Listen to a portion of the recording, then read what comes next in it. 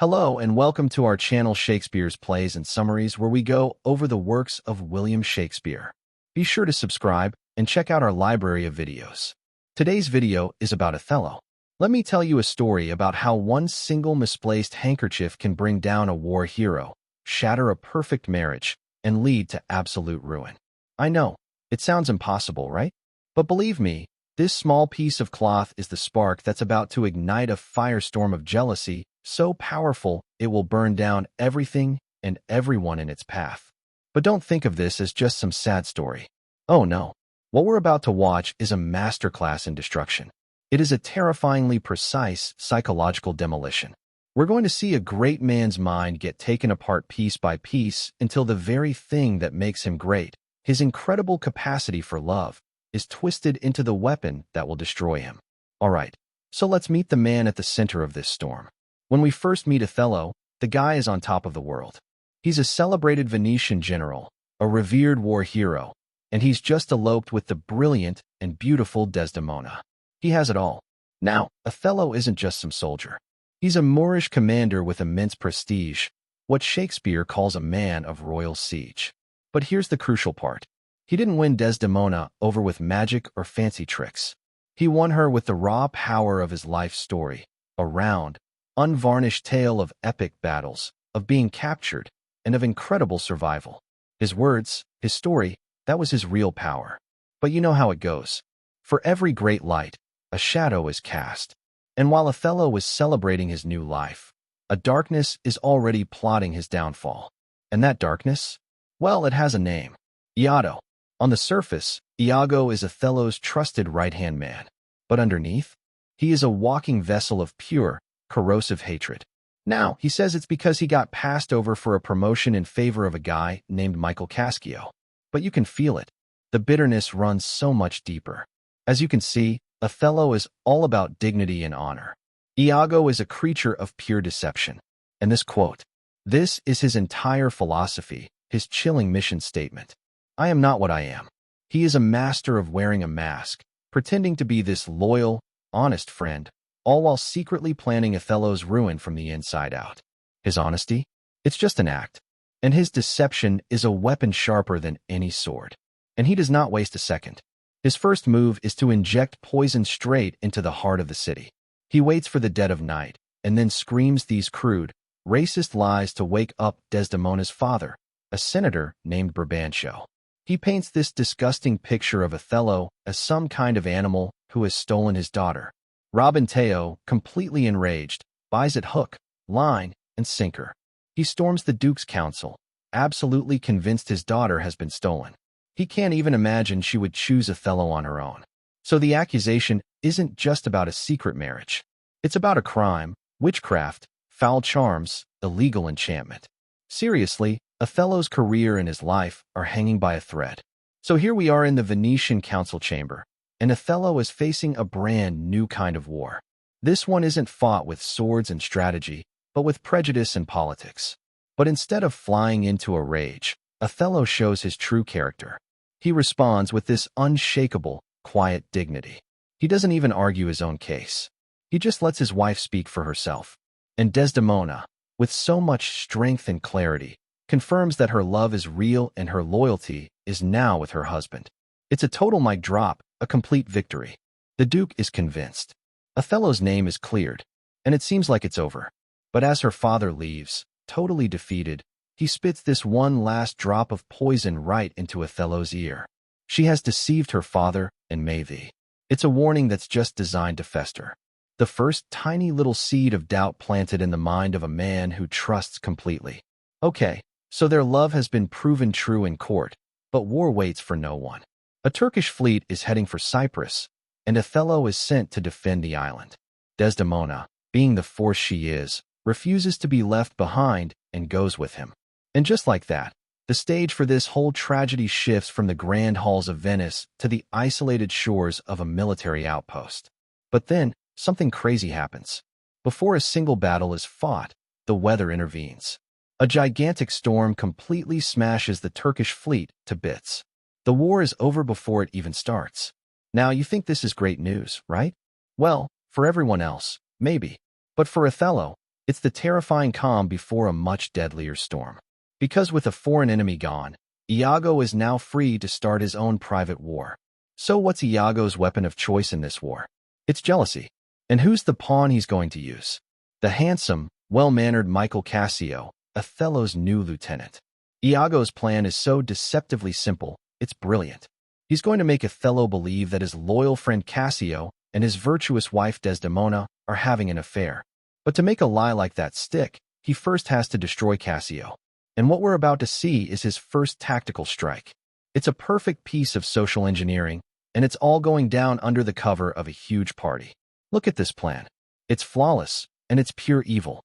Step 1. He knows Cassio can't hold his liquor, so he gets him drunk.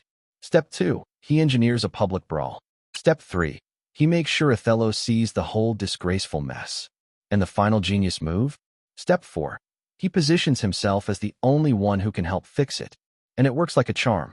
The party just explodes into this violent, drunken brawl. Alarm bells are ringing all over Cyprus, and Othello has to get out of his wedding bed to find his own lieutenant, the very man supposed to be keeping the peace, right at the heart of the chaos. You can just feel the betrayal Othello feels in that moment. Iago gives this carefully crafted, reluctant testimony, and Othello's judgment is swift and absolute. His trust is completely broken, and his words, they come down like a guillotine. Nevermore be officer of mine. In just one sentence, Cassio's entire career is destroyed.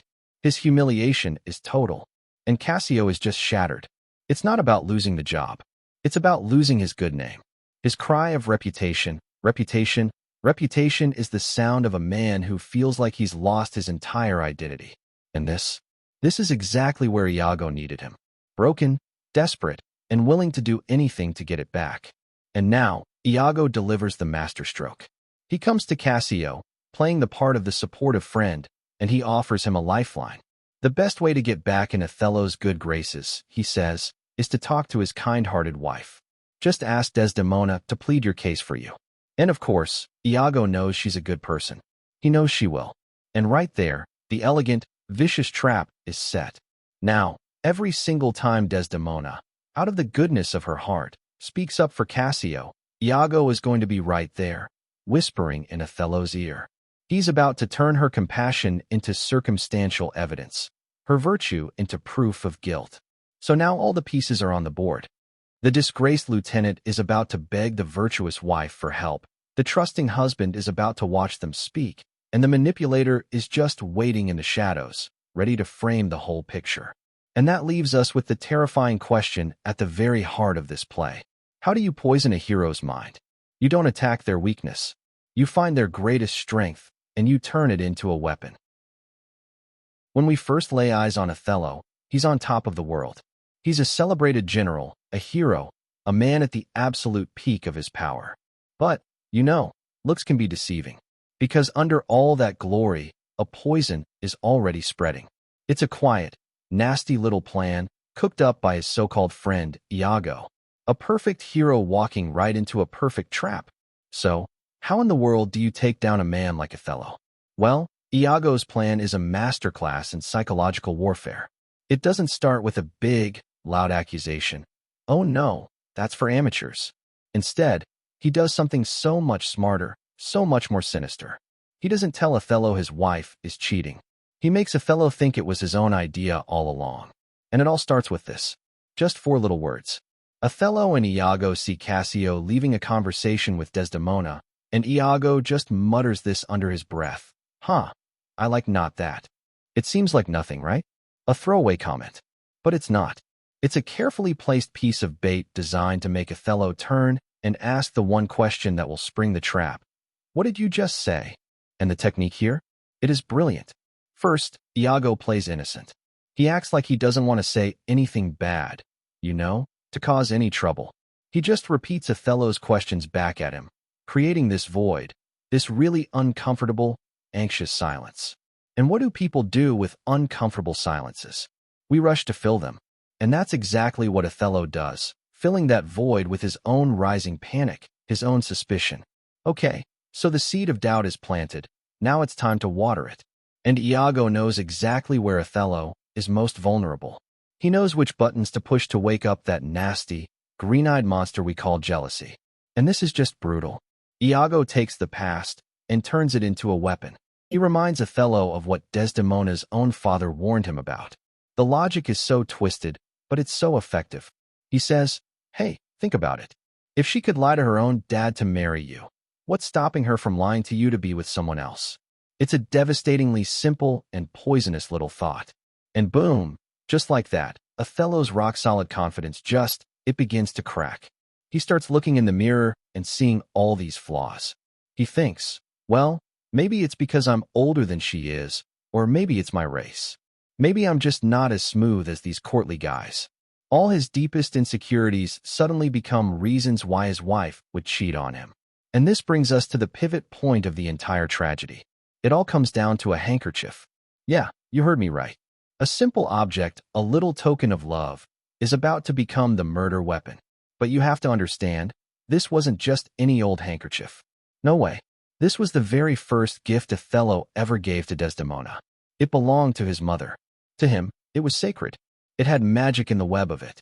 So for Othello, this thing is loaded with symbolism. Losing it would be a disaster. And here's its fatal journey. It's just this perfect storm of bad luck and bad intentions. Desdemona, trying to comfort Othello, accidentally drops it. Iago's wife, Emilia, finds it. She knows her husband has been asking for it, so she gives it to him. And Iago? He plants it in Cassio's apartment. The trap is now officially set. By now, Othello is he's a complete wreck. He's being ripped in half, swinging wildly from, I love her more than anything, to, I'm going to tear her all to pieces. He can't live in this uncertainty anymore. He grabs Iago and screams for ocular proof. He needs to see it with his own two eyes. And of course, Iago is ready with the knockout punch. He delivers this devastating lie. And in that one moment, that little handkerchief, that trifle light as air, becomes undeniable truth in Othello's mind. The noble general we knew, he's gone. All that's left is a man filled with black vengeance. The mental torture is now so extreme that Othello's mind simply can't take the pressure anymore. The breakdown isn't just emotional, it becomes physical. It's total. He literally collapses. He falls into a trance, an epileptic fit, brought on by nothing but pure psychological agony. The poison is worked. The great mind of the general is completely shattered. And as Othello lies there on the floor, unconscious, what does Iago do? He stands over him and gloats. He doesn't see a tragedy. He sees a successful experiment. He calls his poison medicine. It is one of the most profoundly chilling moments you will ever read. But wait, it gets worse. When Othello comes to, Iago sets up one last diabolical trick. He tells Othello to hide and listen while he talks to Cassio. Now, Othello thinks he's hearing them talk about Desdemona, but Iago is actually asking Cassio about his mistress, a woman named Bianca. So when Cassio starts laughing and making crude jokes, Othello hears every single word as a vile, disgusting confession about his wife. And that's it. That is the absolute point of no return. Othello has heard the confession. All that's left is for Iago to deliver the final visual blow that will seal Desdemona's fate forever. And then, right on cue, Bianca herself storms in. And what is she holding in her hand? The handkerchief. She's furious, and she throws it back in Cassio's face.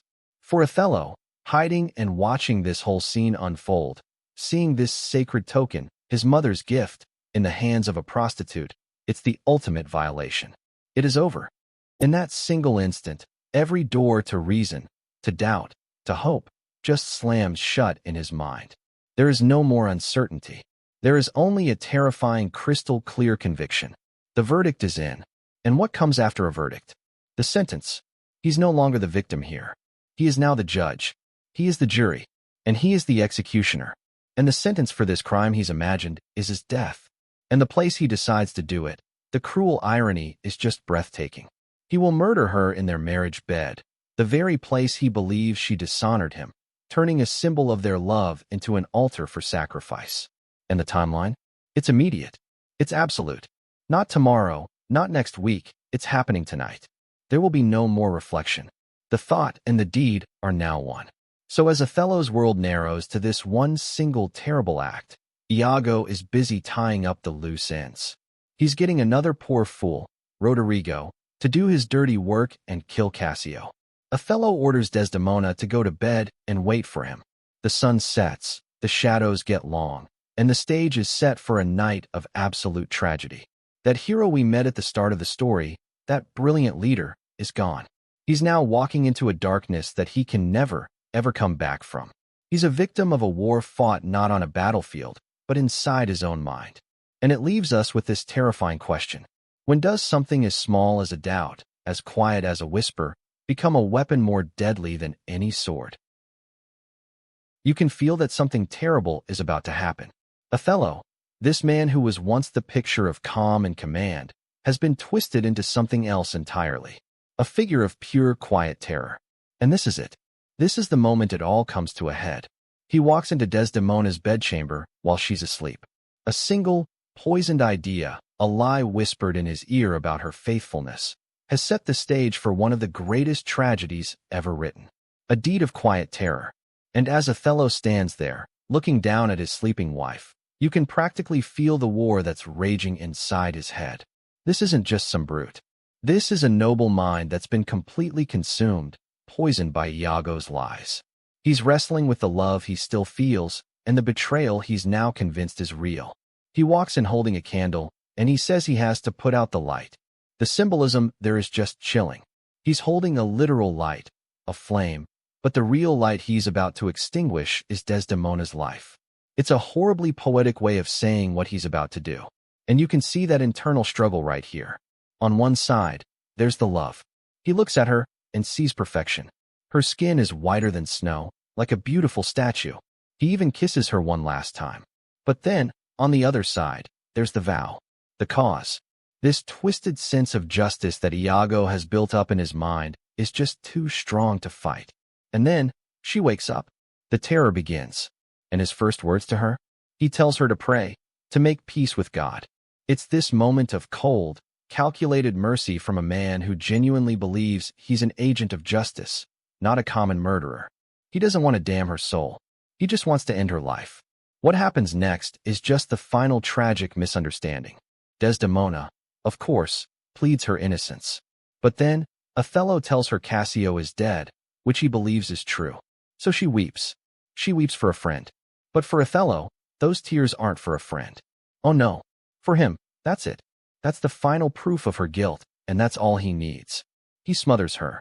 The deed is done. And just then there's a knock at the door. It's Emilia, Iago's wife. And that knock? That is the sound of the real world crashing into this private, twisted horror that Othello has just created. Othello lets Emilia in, and she sees Desdemona dying.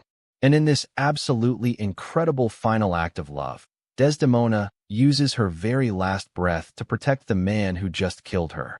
When Emilia asks who did this to her, she whispers that she did it to herself. But Othello, still wrapped up in his own sense of righteous fury, he won't let her lie stand. He proudly confesses, "'Twas I that killed her." And then he makes his fatal mistake. He justifies it by saying that honest Iago, Emilia's own husband, knew all about it. And with that one sentence, he hands Emilia the key to unlocking this whole nightmare. And this is the moment. The entire complicated web of lies that Iago has so carefully spun is about to get completely ripped apart. And it's going to be done by the one person he never, ever factored into his plan, his own wife. These two words change everything. My husband? You can hear the disbelief in Emilia's voice, just turning to pure, dawning horror. Her husband? She knows he's no honest man. She knows the kind of villainy he's capable of, and right there, the foundation of Othello's certainty begins to crack. So as the other lords rush into the room, Emilia just lays it all out. The entire tragedy comes down to something so simple, so devastating, a handkerchief. She explains it all. She found it. She gave it to Iago, and he used that simple token of love as the central piece of proof to condemn an innocent woman. The weapon wasn't a sword. It was a piece of cloth. Iago, seeing his whole world just collapsing around him, does the only thing a cornered animal can do. He tries to silence the truth for good. He pulls out his sword and stabs his own wife, right there in front of everyone. But he's too late. As Emilia lies dying next to Desdemona, she starts to sing the Willow song. It's the same haunting song about forsaken love that Desdemona had sung earlier. And in that moment, when Othello hears that song, he finally, absolutely sees the truth. But the truth doesn't set Othello free. It completely crushes him. He understands now that his trusted, honest friend was a viper, a devil who expertly used Othello's own nobility and his own love against him. And the weight of that realization is just unbearable. He sees exactly what he's lost. Desdemona wasn't just his wife. She was a pearl, a priceless treasure. And he, in his blindness, threw her away. There is no coming back from this. In his final speech, Othello tries to shape his own legacy. He asks people to remember him not as some vicious monster, but as a man whose love was so powerful, so all-consuming, that it became his fatal flaw. A love that, as he says, was not wise, but was terrifyingly deep. And so, in one last act of the soldier he always was, he carries out his own sentence. He stabs himself, falls onto Desdemona's body, and dies while kissing her, trying to find some kind of union in death that was so horribly destroyed in life. And what about Iago, the architect of all this pain? He offers nothing, no explanation, no remorse. His final words are a vow of complete silence. He's taking his motives to the grave. He's led away to be tortured, leaving behind just this void of unanswered evil. So the play doesn't end with victory, or even with justice, really. It ends with a profound and awful warning. It's a story that has echoed through the centuries. A tale not just about jealousy, but about the terrifying fragility of truth itself. So, what do we take away from this?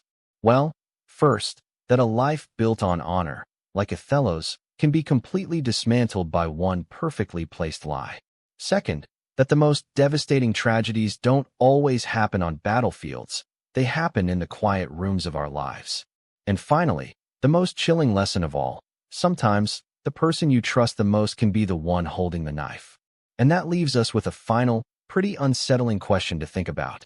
The tragedy of Othello happened centuries ago, but the dynamics of trust, deception, and jealousy, they're timeless. And it forces us to ask, who holds the knife in the quiet rooms of our own lives? We hope you enjoyed today's summary. If you are interested in buying a copy of Othello, check out our bookstore, the Athenaeum Hub, link in the description.